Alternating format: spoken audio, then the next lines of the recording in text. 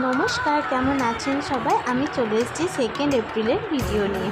সেদিন ছিল বরের বার্থডে, তো সকাল থেকে সেরকম কিছু ওর জন্য আয়োজন করতে পারিনি, কারণ ওর বোর্ডে ডিউটি চলছে। তো কোনো রকম ভাত খেয়ে বাইরে চলে গেছিলো ডিউটি, আর তার জন্য আমি বিকেল দিকে ওর জন্য আয়োজন করেছিলাম।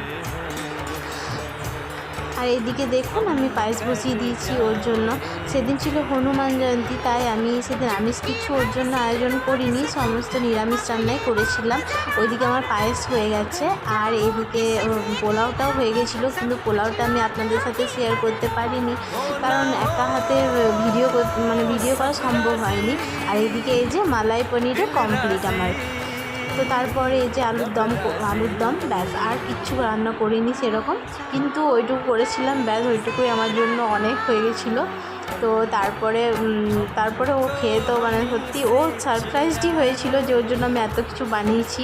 তো আপনাদের রান্নাগুলো দেখে কেমন লাগছে অবশ্যই কমেন্টে জানাবেন। আমার বরের কিন্তু খুব পছন্দ হয়েছিল রান্নাগুলো। তো টাটা।